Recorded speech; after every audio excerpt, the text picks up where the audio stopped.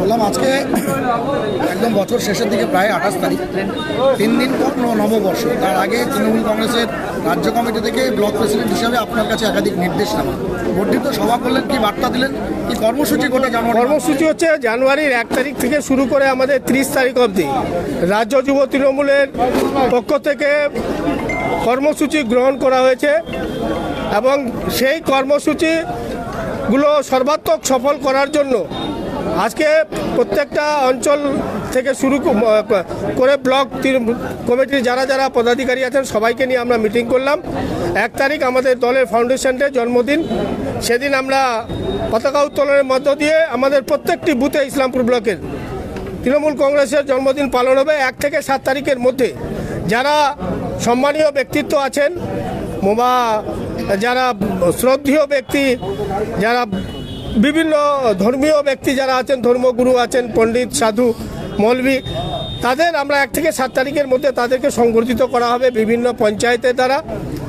এবং আগামী 12 তারিখ বিবেক চেতনা উৎসব আছে।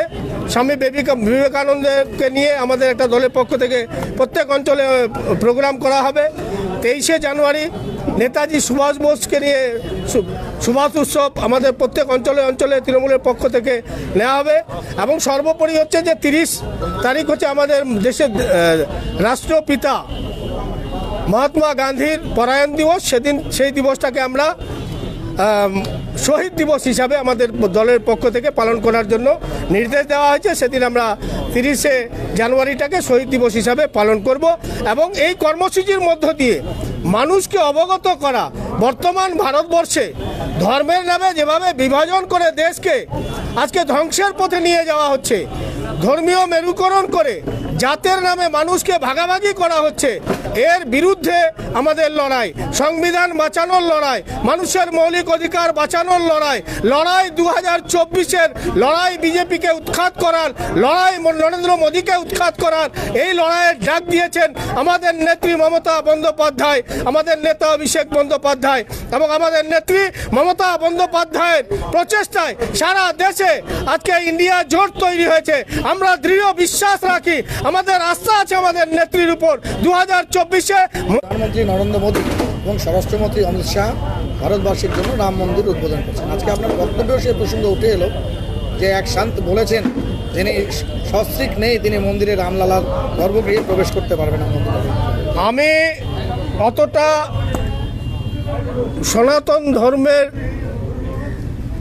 যে রামায়ণ বলুন, মহাভারত বলুন বা ধর্মীয় গ্রন্থ যতই আছেন সনাতন ধর্মের, সব তো আমার অত জানা নাই। তবে অল্প আটটুকু কখনো ফেসবুকের মাধ্যমে, গুগলের মাধ্যমে বা মনি ঋষিদের বক্তব্যের মাধ্যমে যেটুকু শুনেছি, জেনেছি যে যদি সস্ত্রীক না হন তাহলে তিনি রামলালার স্থাপিত করতে পারেন না।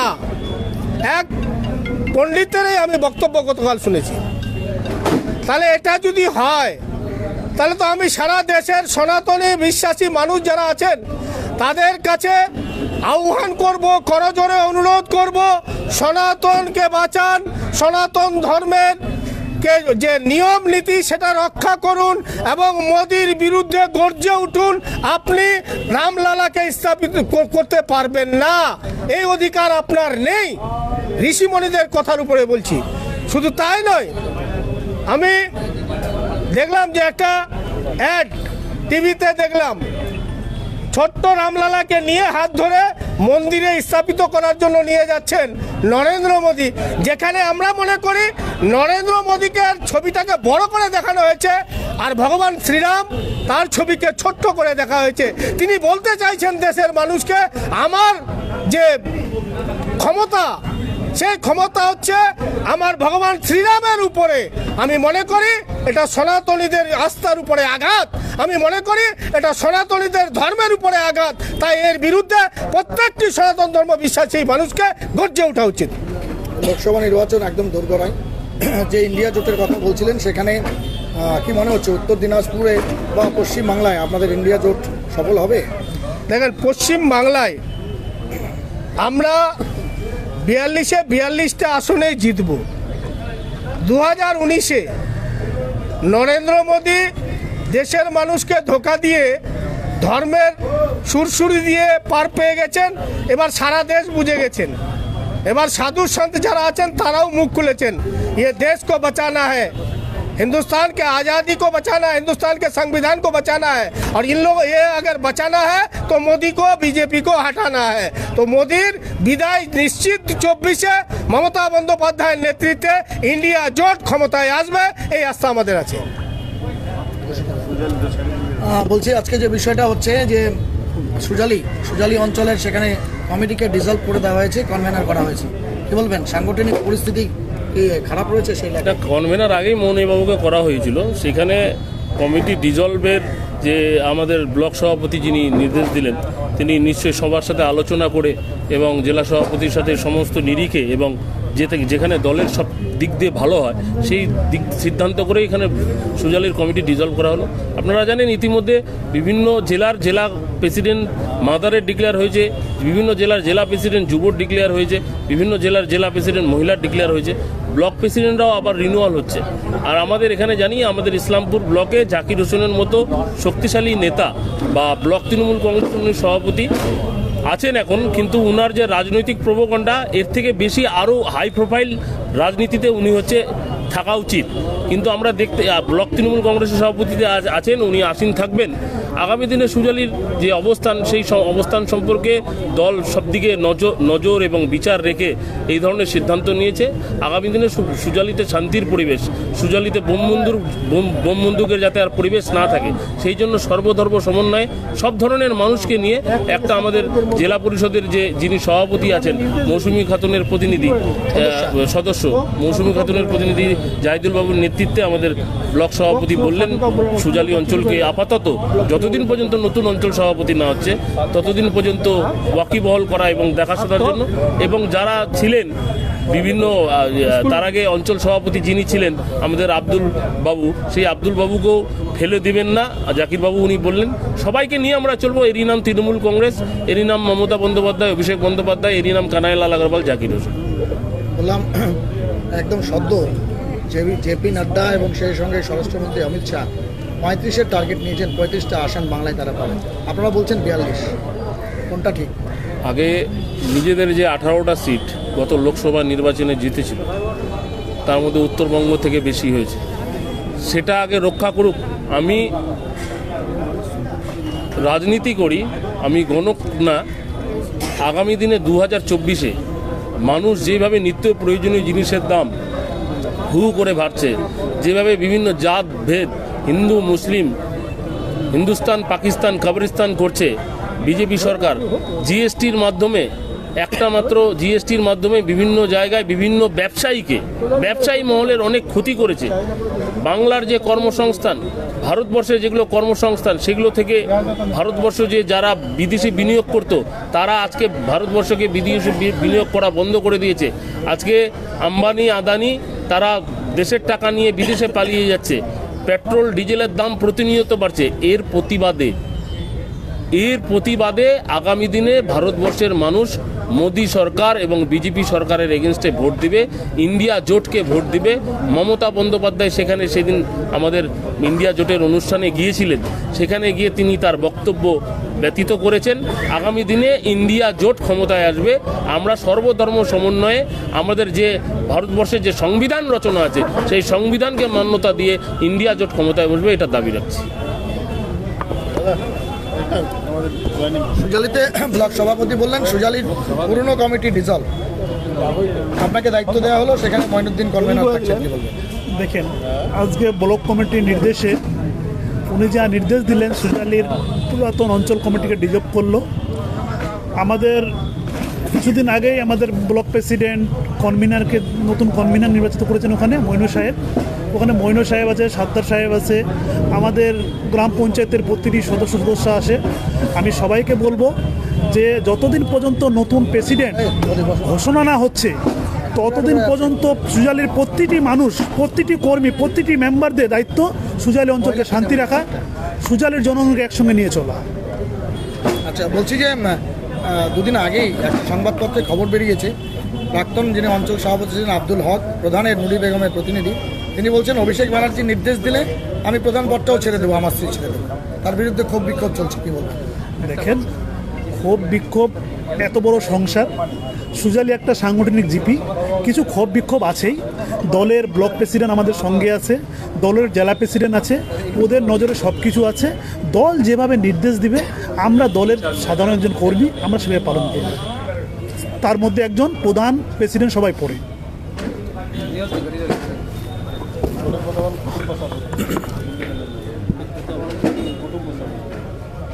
নতুন বছর আসছে, আপনি পঞ্চায়েত সমিতির সভাপতির পদ সামলাচ্ছেন প্রতিনিধি হিসাবে। বিষয় হচ্ছে দুয়ারে সরকার, একদম ফ্ল্যাগশিপ প্রোগ্রাম রাজ্য সরকারের। এবছর সাড়াটা কেমন? আপনারা তো সাংগঠনিকভাবে করছেন এবং একাধিক কর্মসূচি রয়েছে। প্রতি বছরের মধ্যে এবছরও সেম একই সারা আছে। মানুষের যে কাজকর্মগুলি বাদ রয়ে গেছিলো সেগুলো দুয়ারে সরকারে নিয়ে যাচ্ছে, সেগুলো করছে। এবারের দুয়ারে সরকারের বিশেষ করে আকর্ষণ রাখছে ওল্ড এজ পেনশন, যেটা আমাদের দীর্ঘদিন থেকে দাবি ছিল সাধারণ মানুষের, যে সাধারণ মানুষ যারা পেনশন আছে, যাদের 60 বছরের উপরে বয়স হয়ে গেছে, SC ST-তে ছিলই আগে, জেনারেল যেটা ছিল সেটা ছিল না, সেটার ব্যাপক সারা আছে। পোর্টালে কাজ হচ্ছে। যখন দুয়ারে সরকার লাস্ট দুয়ারে সরকারও হয়েছিল, এই দুয়ারে সরকারও প্রচুর ব্যাপক সারা পাওয়া যাচ্ছে। বলছি, আজকে সাংগঠনিক বর্ধিত সভা হলো, গুরুত্বপূর্ণ দায়িত্ব রয়েছে আপনার, কারণ পঞ্চায়েত সমিতির আপনি সভাপতি প্রতিনিধি, প্লাস তৃণমূলের যে ব্লক সভাপতি সেই কমিটির একজন অন্যতম সদস্য। কী কর্মসূচি থাকছে আগামী দিনে গোটা জানুয়ারি মাসে? গোটা জানুয়ারি মাসে প্রত্যেক বছরই আমাদের মাননীয় মুখ্যমন্ত্রীর নির্দেশ মতো অনুষ্ঠান থাকেই। 1 জানুয়ারি প্রতিষ্ঠাতা দিবস আমাদের তৃণমূল কংগ্রেসে, সেটা থাকছে। 12 তারিখে বিবেকানন্দের জন্মদিন, সেই উৎসব থাকছে। 23শে জানুয়ারি সুভাষ উৎসব থাকছে। সরকারিভাবে অনুষ্ঠান হয়, পঞ্চায়েত সমিতি অর্গানাইজ করে প্রত্যেক বছরই। এবছরও আমরা একটা জায়গা সিলেকশন করে ব্লকের কোনো একটা জায়গায় এই দুটো দিন আমরা একদিন উদযাপন করবো। এবং 30 তারিখ লাস্ট গান্ধীজির মৃত্যুবার্ষিকী প্রয়াণ দিবসে, যেই দিনটিতে এবার আলাদা করে ঘোষণা করেছেন মমতা বন্দ্যোপাধ্যায়, যে সেই দিনটিকে আমরা দিবস হিসাবে পালন করব। সেই লক্ষ্যে আমরা এই মাস পুরো কর্মসূচির মধ্যেই থাকছে। তার সাথে সাথে শুরু হয়ে গেল 2024-এর যুদ্ধ, যে যুদ্ধ আমরা বারবার আগে থেকে বলে আসছি যে আমাদের সেমিফাইনাল পঞ্চায়েত ইলেকশন, লোকসভা আমাদের ফাইনাল আছে। এই লড়াই আমরা জয়ী হব এবং ভারতবর্ষের বুকে একটা ভালো সরকার স্থাপিত হবে। সেই উদ্দেশ্যে পশ্চিমবঙ্গে থেকে 42টা আসন মুখ্যমন্ত্রী মমতা বন্দ্যোপাধ্যায়কে উপহার দিয়ে আমরা ভারতবর্ষে একটা শক্তিশালী সরকার গঠন করতে যাতে সাহায্য করতে পারি। এগুলো আলাদা আলাদা চলবে, আমার খোরাক নিচ্ছে। আপনি একদিকে যেমন জেলা পরিষদ খাদ্য কর্মাধ্যক্ষ, অপরদিকে আপনি হচ্ছেন জেলা মহিলা সহসভাপতি তৃণমূল কংগ্রেসের। বললেন গোটা মাস জুড়ে একাধিক কর্মসূচি রয়েছে। মাদার তৃণমূলকে আহ্বান জানালেন আজকে বর্ধিত সবাই যে আপনাদের যাতে সহযোগিতা করে। মহুয়া মৈত্র প্রসঙ্গ তুলেছেন, মমতা ব্যানার্জিকে যেভাবে লাঞ্ছিত করা হচ্ছে, অপমানিত করা হচ্ছে, সে প্রসঙ্গ তুলেছেন।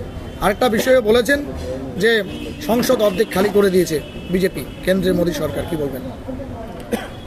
আজকে মোদী সরকার দেখছে যে আমি আর পারছি না, কি করে এই বিরোধী আমাদের মহুয়া মিত্র, আমাদের সাংসদ, উনি যেভাবে সংসদে প্রত্যেকটি কথা তুলে ধরতেছিলেন, উনি পুরো আইনগতভাবে ওখানে সংসদে উনি কথা বলতেন, তিনার যে হারে যোগ্যতা আছে ওইভাবে তিনি কথা বলতেন। কিন্তু আজকে দেখছেন যে যদি মহুয়া মিত্র এইভাবে সংসদে কথা বলে, এবার আওয়াজ তুলে, তাহলে আমি আটকাতে পারবো না। তার জন্য ওনাকে আজকে বিজেপি সরকার চক্রান্ত করে আজকে বহিষ্কার করেছেন।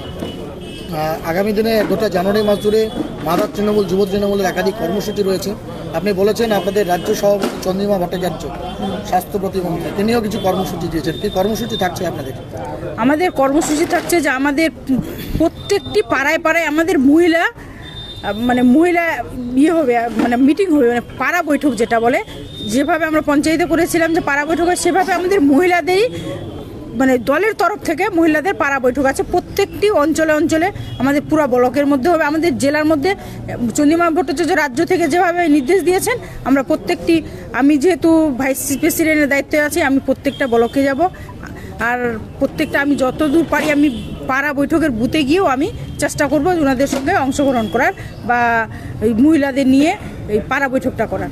জেলা স্তরে জেলা সভাপতি, যে মহিলা সভাপতি যিনি আছেন চৈতালি পাল, তার সঙ্গে কি আপনাদের এই বিষয়ে কোনো মিটিং হয়েছে? হ্যাঁ, এর আগে আমাদের মিটিং হয়েছে এই রায়গঞ্জে।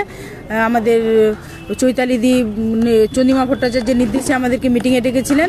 তিনি আমাদের কর্মসূচি লিস্ট দিয়েছেন, যেভাবে ওই লিস্টের মধ্যে আমাদের 20 ডিসেম্বর থেকে 20 জানুয়ারি অবধি আমাদের প্রত্যেকটি গ্রামগঞ্জে আমাদেরকে পাড়া বৈঠকটা করতে হবে।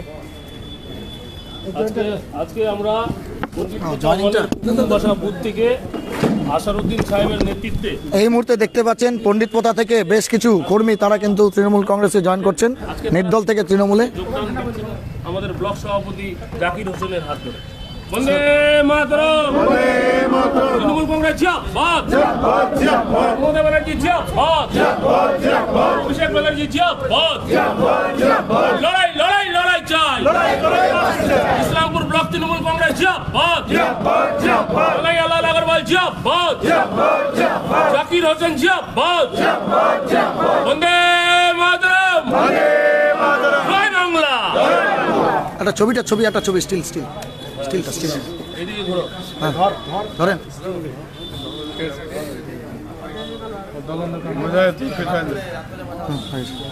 পেঁয়াজের ভাগ্য নাই, চলে গেছে এদিকে নিয়ে।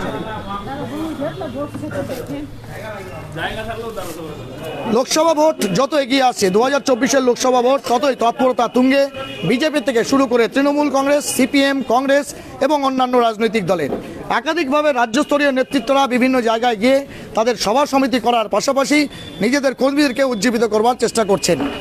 আপনাদের জানিয়ে দিই, 2024-এর লোকসভা ভোট নিঃসন্দেহে বাকি নির্বাচনগুলোর জন্য তাৎপর্যপূর্ণ, কারণ পোস্ট কোভিড পরিস্থিতিতে দেশের সামাজিক এবং অর্থনৈতিক অবস্থার কতটা বদল হয়েছে তার প্রভাব এবং তার অবশ্যই সেই রূপরেখার রিফ্লেকশন করবে 2024-এর লোকসভা নির্বাচনে। আর সেই নির্বাচনকে পাখির চোখ করে সব রাজনৈতিক দল যেমন এগোচ্ছে, পশ্চিমবাংলায় ক্ষমতাসীন তৃণমূল কংগ্রেসের ব্লক থেকে শুরু করে বুথ পর্যন্ত, জেলা থেকে শুরু করে রাজ্য পর্যন্ত কিন্তু এই কর্মীদের উজ্জীবিতকরণের যে বর্ধিত সভা তা অনুষ্ঠিত হচ্ছে। এতক্ষণ আমাদের সঙ্গে জুড়ে থাকার জন্য অনেক ধন্যবাদ। সব খবর সবার আগে পেতে জুড়ে থাকতে হবে পশ্চিমবাংলার fastest growing and most lovable digital platform news today ইন্ডিয়ায়। সহপ্রতিনিধি শ্রমিকের সঙ্গে আমি জব্বার আলী আপাতত বিদায় নিচ্ছি। দেখা হচ্ছে খুব তাড়াতাড়ি, খুব শীঘ্রই গুরুত্বপূর্ণ কোনো খবর নিয়ে। Till then, stay tuned.